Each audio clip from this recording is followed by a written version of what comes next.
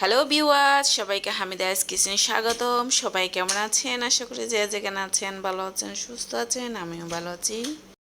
আজকে আপনাদের মাঝে শেয়ার করতে এলাম চিংড়ি দিয়ে অন্যরকম একটা সবজি রেসিপি।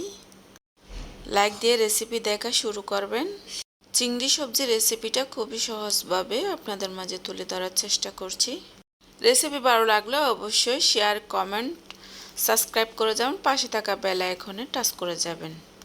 যারা আমার চ্যানেলে আগে থেকে সাবস্ক্রাইব করে আসছেন তাদেরকে অনেক ধন্যবাদ। চলুন এবার সবাই মিলে মূল রেসিপিটা দেখে আসি। প্রিয় দর্শক, আমি শুরুতে এখানে কিছু ডাঁটা নিয়েছি কলমি শাকের। ডাঁটাগুলো পরিষ্কার করে প্রসেস করে নিচ্ছি এবং এখানে নিচ্ছি আবার মারিচ শাকের ডাঁটা। এটা হচ্ছে বড় মারিচ বলি আমরা। মারিচ শাক এটা অনেক বড় মোটা হয়, এগুলো ছোট অবস্থায় তুলে নেওয়া হয়েছে। মারিচ শাকের নরম পাতা এবং ডাল যেগুলো আছে ওগুলো ছাড়িয়ে শক্ত টাইপসের যেগুলো, ওগুলো এভাবে করে প্রসেস করে নিচ্ছি। চিংড়ি দিয়ে সবজি রেসিপিতে আমি কি কি উপকরণ অ্যাড করব তা আমি আপনাদেরকে একটু করে দেখিয়ে দিচ্ছি।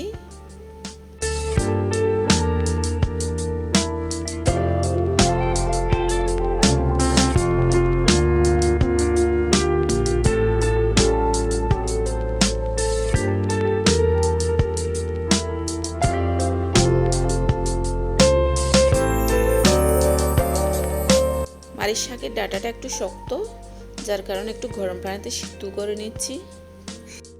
সিদ্ধ হওয়া শুরু করে দিচ্ছে। এখানে আলু কুচিগুলো দিয়ে দিচ্ছি হালকা নরম হওয়ার জন্য। এইভাবে ডাঁটা আর আলুগুলো হালকা সিদ্ধ করে নিলে চিংড়ি দিয়ে সবজি ভাজা রেসিপিটা করতে খুবই সুবিধা হবে।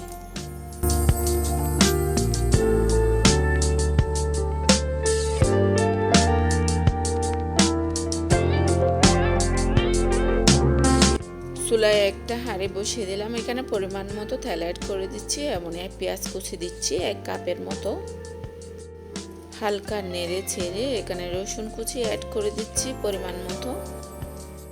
পেঁয়াজ রসুনগুলো হালকা এভাবে ভেজে নেওয়ার পর আগে থেকে প্রসেস করা চিংড়ি মাছগুলো দিয়ে দিচ্ছি। দিয়ে এভাবে হালকা নেড়ে ছেড়ে উল্টো পাল্টে সামান্য লবণ দিয়ে লালচে কালার করে নিচ্ছি।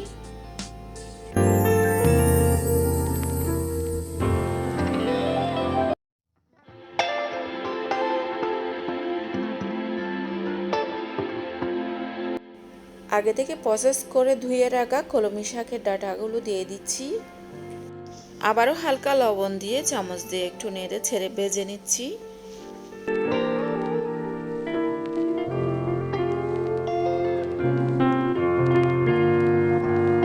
কেটে রাখা টমেটো কুচি দিয়ে দিচ্ছি 1 পিস।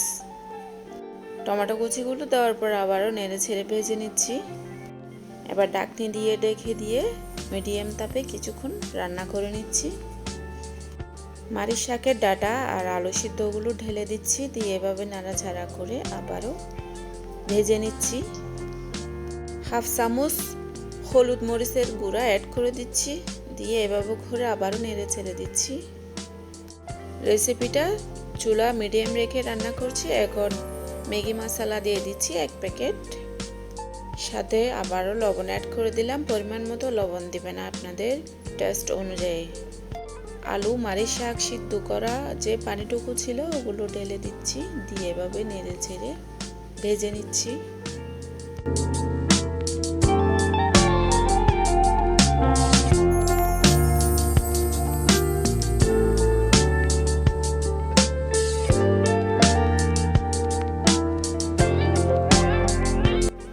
ঢাকনি দিয়ে আমি 5 মিনিটের মতো হাই হিটে রান্না করে নিচ্ছি। পরিমাণ মতো ধনেপাতা কুচি অ্যাড করে দিয়ে ঢাকনি দিয়ে চুলাটা অফ করে দিচ্ছি। আমার রান্নার রেসিপিটা রেডি। এখন আপনাদেরকে আমি পরিবেশন করে দেখাচ্ছি কতটা আমি সুস্বাদু হয়েছে রেসিপিটা। অবশ্যই একবার ট্রাই করবেন।